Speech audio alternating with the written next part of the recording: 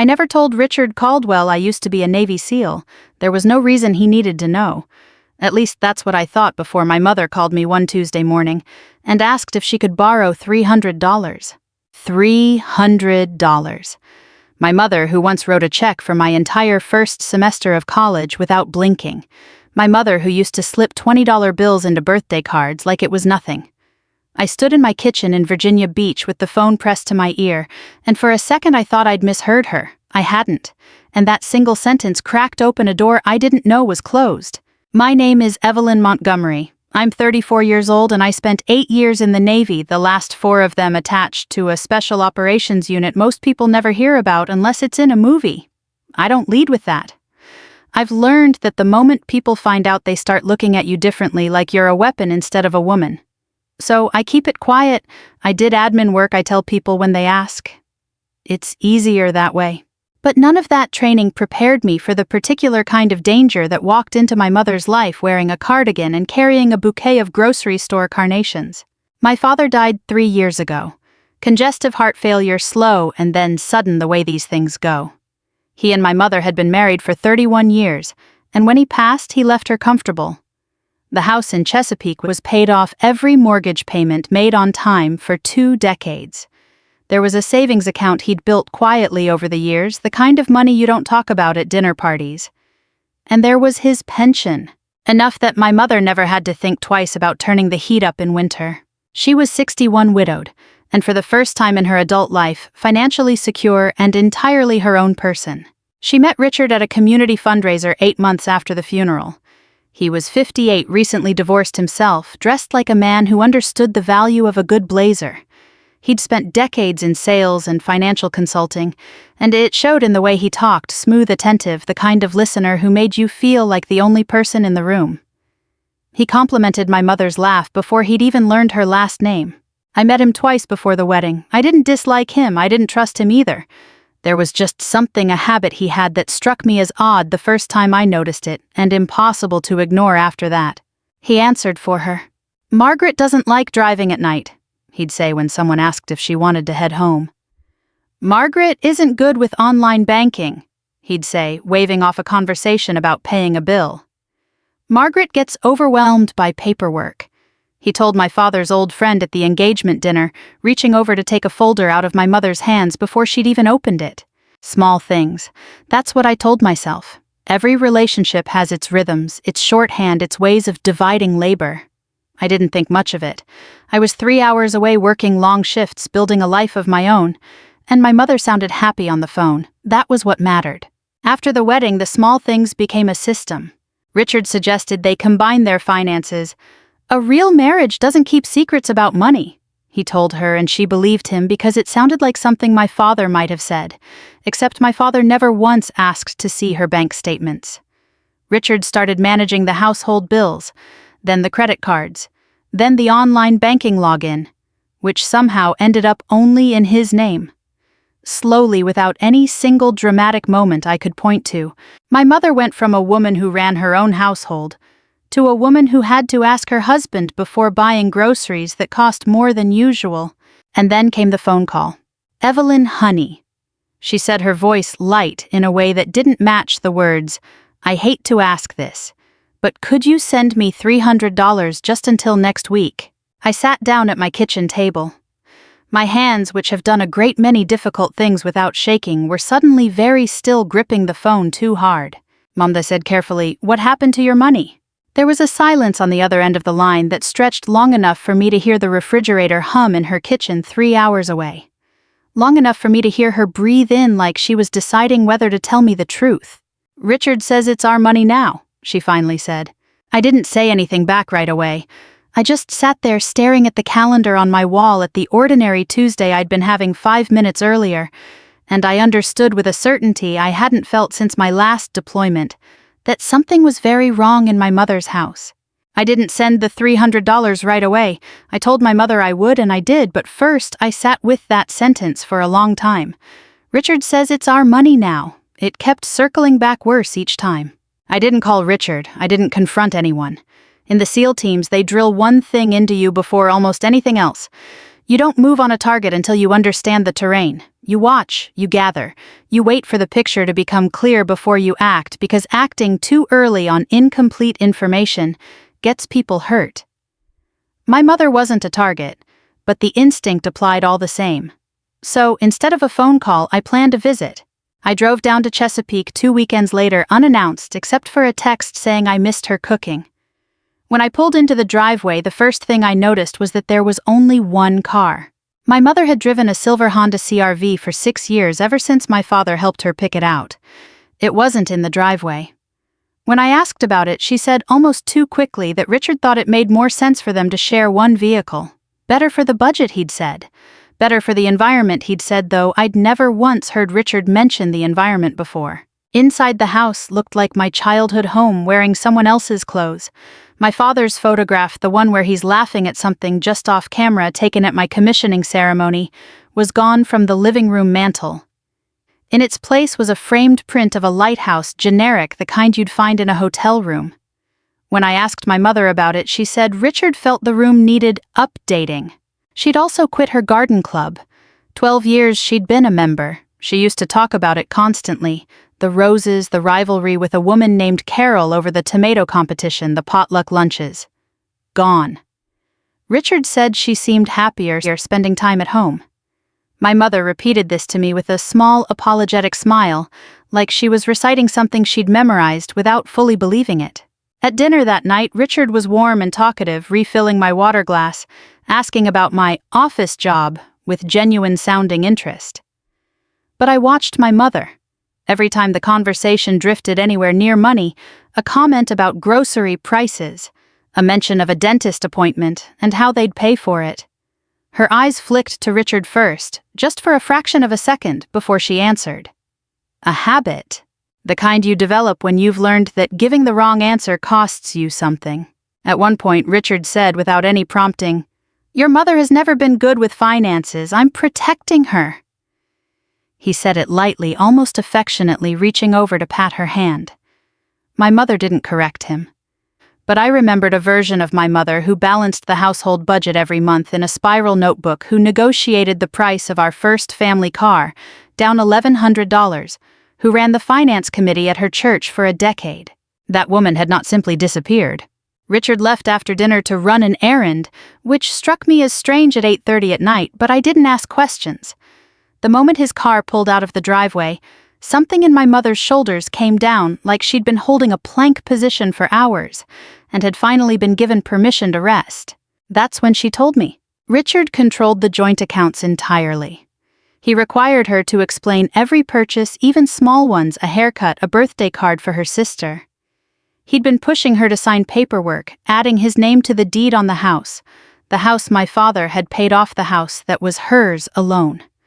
She had refused twice, and each time the temperature in the marriage had dropped by degrees she could feel but not quite name. "Are you happy?" I asked her. Not gently. I wanted the real answer. She looked down at her hands, turning her wedding ring, the new one, not my father's, around and around on her finger. "I haven't had one happy day since I married him," she said. Something in me went very still and very clear, the way it used to, right before a mission briefing when all the noise falls away and only the objective remains. But I didn't tell her I'd handle it. I didn't promise to make Richard disappear. That's not how you help someone reclaim their own life. You don't hand them a rescue, because a rescue just replaces one person controlling them with another. "Do you want to leave?" I asked instead. "Yes," she said so quietly I almost missed it, and then again stronger. "Yes." "Then we do this your way," I told her, "and we do it legally." She nodded, and for the first time that evening she looked like herself again, tired but present. Then her expression shifted, and she reached over to grip my wrist. "There's something else," she said. "Richard gave me papers last week. He wants me to sign them by the weekend. I don't, Evelyn, I don't even know what's in them." My stomach turned cold in a way I recognized from years of training, the way it does right before something becomes real. "Don't sign anything," I said. "Not one page, not until I've seen it." The following Monday, I drove my mother to see Daniel Price, a family law attorney my father's old business partner had recommended years ago, for something else entirely, back when nobody imagined my mother would ever need him for this. His office was small and unglamorous, tucked above a dry cleaner in a strip mall off Battlefield Boulevard, and I liked that about him immediately. No mahogany, no performance. Just a man in his 60s with reading glasses pushed up on his forehead and a legal pad already covered in notes before we'd even sat down. Daniel's first instruction was simple, and he repeated it twice to make sure it landed. My mother was not to sign anything Richard gave her, not to transfer any money, not to agree to anything verbally that could later be framed as consent. If a divorce was coming, and by the end of that first meeting it was clear one was every action she took between now and the filing needed to be defensible. People think divorce starts with a filing, Daniel told her. It doesn't. It starts with the paper trail you build before anyone else knows you're building it. So we built one. I took 2 weeks of leave. I told my command it was a family matter, which was true, though I left out the part where the family matter involved financial extraction, disguised as marriage. My mother and I sat at her kitchen table, the same table where I'd done homework as a kid, surrounded by manila folders going through years of bank statements, credit card records, retirement account summaries, and tax returns. We requested copies of the deed to the house. We printed out emails and text messages Richard had sent her, directly the ones where his tone shifted from affectionate to clipped, depending on whether my mother had asked a question he didn't want asked. The first thing we found was a pattern of transfers. Over 14 months, money had moved out of the joint checking account into an account my mother didn't recognize. Not a fortune, not the kind of number that makes headlines, but $46,000. Enough to matter. Enough to explain why a woman who used to have a comfortable cushion was suddenly asking her daughter for $300. The second discovery was worse. The papers Richard had given her, the ones he'd wanted signed by the weekend, weren't just routine paperwork. They involved adding his name to the deed on the house and opening a home equity line of credit secured against it, a credit line that would have given him direct access to the equity my father had spent 30 years paying down. My mother had come into the marriage owning that house outright. Richard was trying to turn it into something he could reach. I sat with that for a long moment, turning it over the way you turn over a piece of intelligence that finally makes an entire operation make sense. Richard hadn't married a wealthy woman. He'd married a woman with a paid-off house and a stable pension, and he'd spent 8 months quietly, patiently working to gain access to both. My mother filed for divorce the following week. The moment the papers reached Richard, the polished, patient man who complimented her laugh at a fundraiser disappeared entirely. What replaced him wasn't violence. Richard was too controlled, too image-conscious for that. What replaced him was a campaign. The texts started that same afternoon. "You're making a huge mistake, Margaret." Then a few hours later, "Evelyn is manipulating you. She's always resented that I make you happy." By evening they'd escalated. "You'll regret letting your daughter destroy this marriage.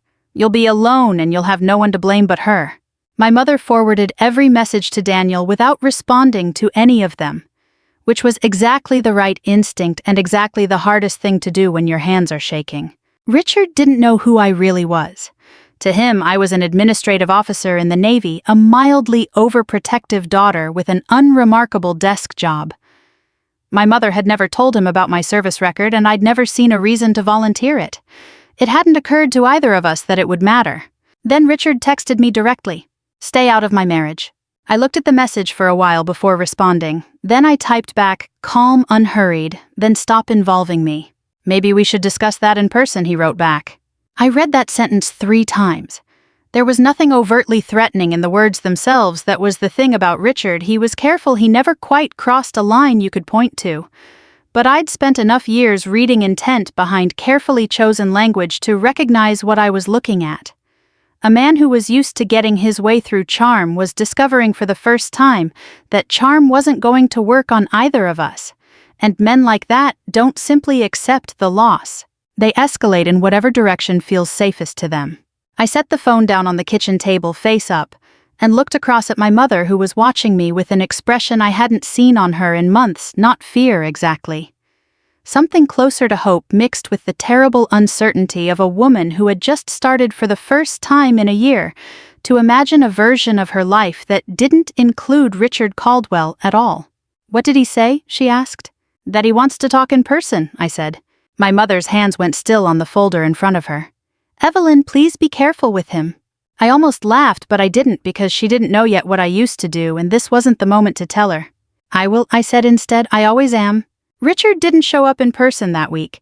Instead, he changed tactics entirely, and in some ways that was more unsettling than a direct confrontation would have been. A man who escalates in the open is at least predictable. A man who pivots to charm and grievance all at once is working an angle, and Richard had spent decades learning how to work angles. He started calling mutual friends, people from the community fundraiser circuit, a couple who'd attended the wedding, even a woman from my mother's old garden club who Richard had never met before the ceremony. To all of them, he told a version of events in which he was the wounded party, a devoted husband blindsided by a wife who'd suddenly grown confused and distant under the influence, he suggested, of a daughter who had never approved of the marriage and was now orchestrating its collapse from 3 hours away. My mother found out about these calls the way you find out about most things in a small community secondhand through a friend who felt obligated to mention it, framed as concern. "I just wanted you to know what he's saying," the friend told her, which is the kind of sentence that does far more damage delivered kindly than it would have delivered cruelly. Richard's next move was an offer of mediation. He wanted to sit down the three of them, or maybe just Richard and my mother, and work things out like adults. The condition buried inside language about healing and commitment was clear enough. Margaret needed to halt the divorce proceedings, and she needed to stop letting Evelyn interfere.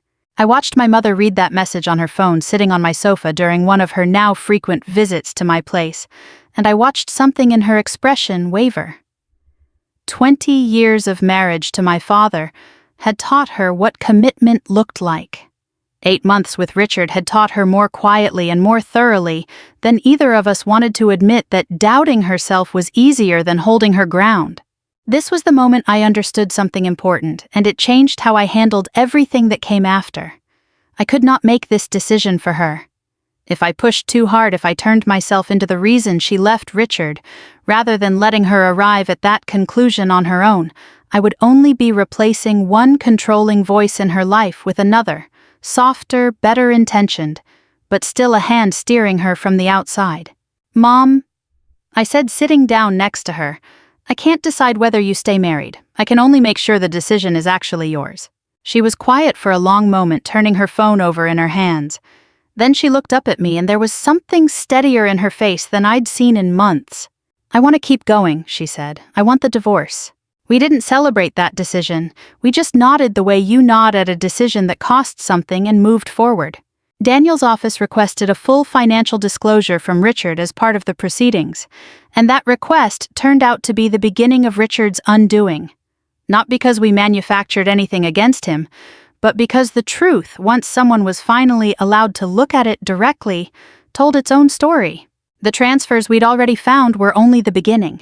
Additional records showed personal expenses of Richard's golf club, dues, a watch, payments on a truck that wasn't in my mother's name, quietly funneled through the joint account over the previous year.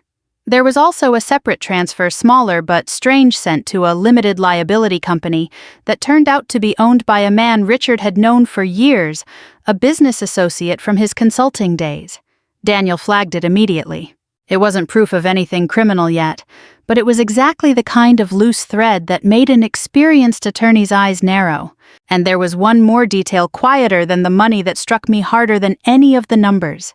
For months, Richard had told my mother they were running low on savings, that the two of them needed to be careful, needed to cut back, needed her to stop the small comforts she used to take for granted: the garden club, the occasional dinner out with friends. But the disclosure records told a different story. The money was there.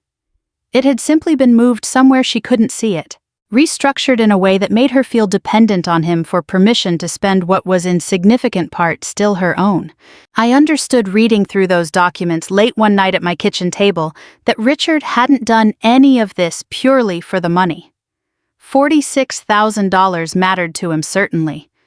But the deeper thing he'd been chasing was control, the quiet daily power of being the only person who knew where the money was, the only person who could say yes or no. He'd built an entire architecture around making my mother feel smaller, and he'd done it slowly enough that she hadn't noticed the walls going up until she was already standing inside them. On a Friday afternoon, Richard sent one final message, this one to my mother directly. "Tell your mother she has until Friday to come to her senses." He wrote to me, apparently unable to keep straight who he was addressing anymore, his composure finally beginning to fray at the edges. I didn't respond.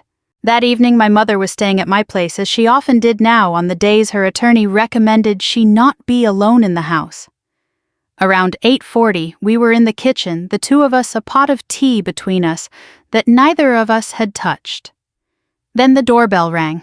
I glanced at the small monitor screen mounted near the door, a habit from a career spent never being surprised by anything if I could help it. Richard was standing on my porch. My mother went very pale beside me. "I never told him where you lived," she whispered. I didn't panic. That's not false modesty. Panic is a luxury I trained out of my system a long time ago in places far more dangerous than my own front porch. What I felt instead was a kind of cold, focused clarity, the sensation of a plan assembling itself in real time. "Stay here," I told my mother. "Kitchen, don't come to the door." She nodded, gripping the edge of the counter, her knuckles pale.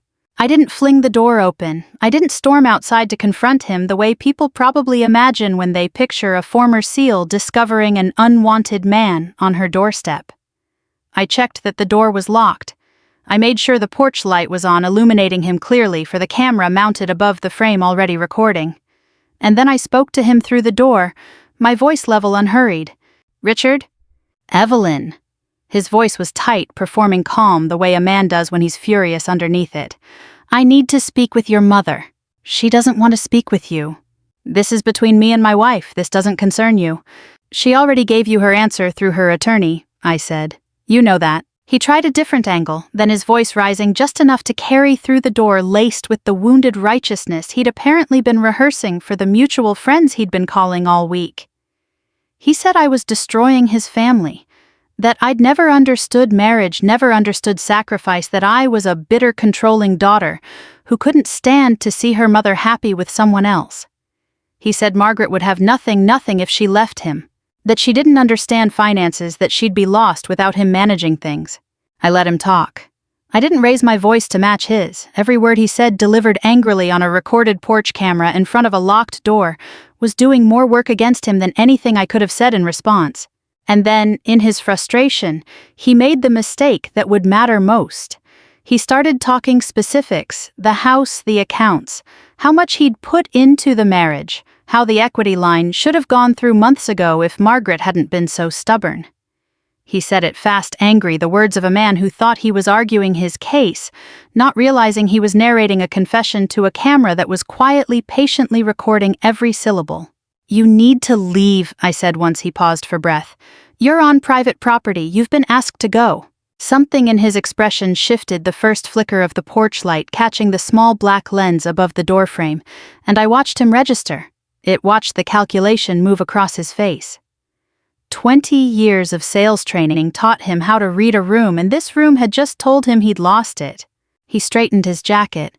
"This isn't over," he said, quieter now, more careful. "It is tonight," I said. He turned and walked back to his car. I watched through the small window beside the door until his tail lights disappeared down the street, and only then did I unlock it and go back to the kitchen where my mother was standing, exactly where I'd left her arms wrapped around herself. "That's it?" she asked, staring at me like she'd been braced for something else entirely, shouting maybe, or worse. She still didn't fully understand what 4 years in a special operations unit actually meant, only that it meant something. "That's it," I said. "I thought—" She stopped, shook her head. I don't know what I thought. I understood what she'd expected. She'd learned over the past several weeks that her daughter had once done things she couldn't picture, and some part of her had braced for that version of me to show up on the porch. Aggressive, dominant, ending the confrontation through sheer force of presence. But that isn't the lesson the military actually taught me, not the real one. You don't win by giving the other person the fight they came looking for. I told her, sitting down across from her at the table, wrapping my hands around the now cold mug of tea. Richard came here wanting a scene. He wanted to provoke something he could use, a version of events where he's the victim of an unhinged daughter and a manipulated wife. If I'd given him that, he'd have used it against you in every conversation he had for the next 6 months. Instead, he stood on a porch, on camera and told us exactly what he'd been trying to do with the house and the equity line. That's not nothing, Mom. That's evidence. She looked at me for a long moment, something in her expression settling like a puzzle piece finally finding its place. You've always been like this, she said quietly. Even as a kid, you never yelled, you just waited, and then you did the one thing that mattered. I didn't have an answer for that, so I just reached across the table and took her hand. We sat there for a while, not talking, the tea going fully cold between us, until my phone rang the next morning, Daniel's name on the screen earlier than his usual calling hours. I need you both to come in today, he said, and there was something in his voice, some current of controlled excitement beneath the professional calm. The footage from last night, Richard said something in there about the equity line, about a specific figure. I want to walk you through what that connects to. It's the same $46,000 we flagged before. I think we just found where it went. Daniel's office looked different in the morning light, less like a place for bad news, more like a war room, which in a way it had become. He had printouts spread across his desk, sticky notes marking specific transactions, and an energy about him that told me he'd been up late connecting pieces we hadn't fully seen yet. What Richard said on your porch camera, he began looking at my mother, specifically the part about the equity line going through. If you hadn't been, in his words, stubborn, that statement matters more than he realizes. He's essentially confirmed on video that he was actively pursuing access to home equity, secured by a property he has no ownership claim to. That's not just bad judgment. That's the kind of statement that makes a judge take financial misconduct seriously. We spent the next hour going through it properly. The porch confrontation gave Daniel and his team a clear thread to pull, and once financial discovery formally began, the rest of it unraveled the way these things usually do, not through dramatic revelation, but through the slow, unglamorous work of matching bank records, to dates, to names, to a paper trail. Richard had assumed no one would ever bother to read that closely. The $46,000 broke down into pieces once we saw it laid out properly. Some of it had gone toward Richard's personal expenses, the truck payments, the golf club, a watch he'd purchased for himself 6 weeks after the wedding.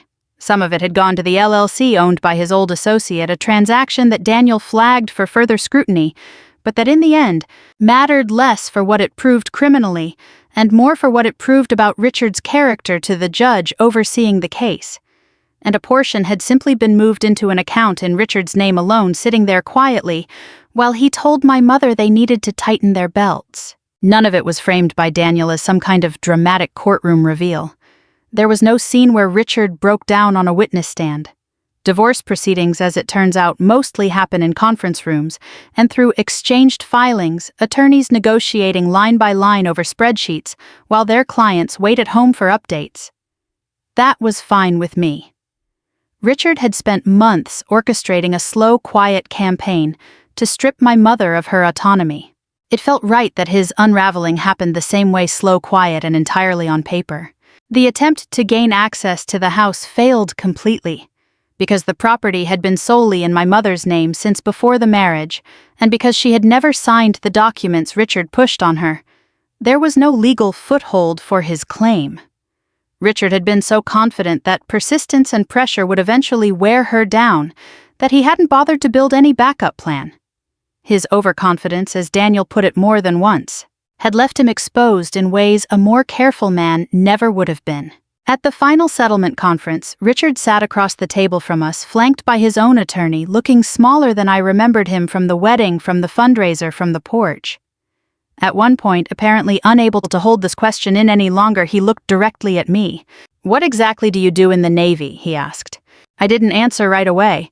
I hadn't planned to answer at all. It had never seemed relevant to any of this, and some part of me still believed it wasn't. My mother answered for him instead, her voice steady in a way it hadn't been in over a year. "She used to be a Navy SEAL," she said. Richard's expression shifted surprise, then something that looked almost like humiliation, the realization settling over him that the porch confrontation he'd walked into so confidently had been, in some sense, a courtesy. That the woman who'd stood calmly on the other side of that door could have handled things very differently if she'd chosen to. He looked at me, waiting, I think, for some acknowledgement, some final assertion of power to close the moment out. "That had nothing to do with this," I said instead. I meant it. That was the truer, sharper form of what I'd wanted to say all along. Richard hadn't lost because I was more dangerous than he'd assumed. He'd lost because my mother had stopped being afraid of him, because she had documentation, an attorney, and the clarity to make her own decisions again. My military background was a footnote. Her courage was the actual story. The final terms settled in her favor. My mother kept the house fully and unambiguously. The finances were separated entirely, the disputed transfers accounted for and factored into the settlement, and the LLC transaction referred for further review outside the scope of the divorce itself. Richard lost all access to any account bearing her name. The marriage that had begun with carnations at a community fundraiser ended 8 months later, with a signature on a settlement agreement and very little ceremony. We drove home that afternoon mostly in silence, the kind that isn't uncomfortable, just full.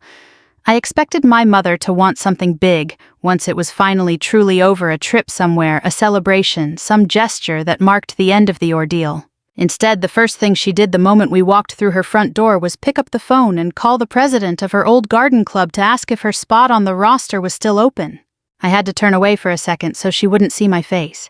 3 months passed before I really understood how much of my mother had come back. She rejoined the garden club, and within weeks she was back in her old rhythm. Tuesday mornings spent kneeling in dirt with women she'd known for over a decade, trading advice about aphids and mulch, resuming a rivalry with a woman named Carol over whose tomatoes would win the summer competition. The first time I visited and found her out back with soil under her fingernails, laughing at something Carol had said on the phone, I stood at the kitchen window for a moment before going out to join her, just watching. She took over the finances herself. Daniel had recommended a financial advisor for the settlement funds, a woman named Patricia, who my mother now met with quarterly, and I watched her sit at that same kitchen table where we'd once spread out bank statements in a very different context this time, reviewing account summaries with something like quiet confidence instead of fear. She asked questions. She pushed back when something didn't make sense to her. She signed nothing she didn't fully understand.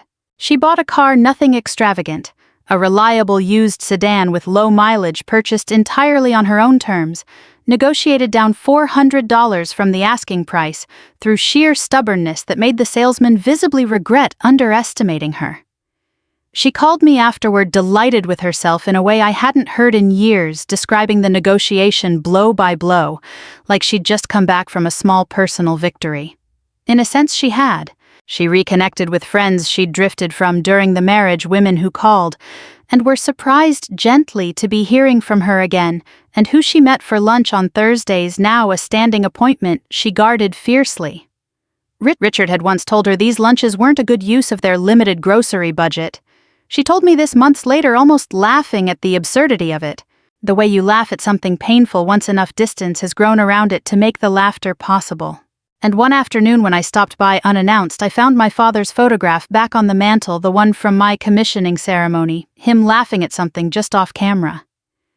I stood in the doorway of the living room for a long moment looking at it. My mother came up beside me, following my gaze. "I put it back last week," she said, "not because I'm living in the past.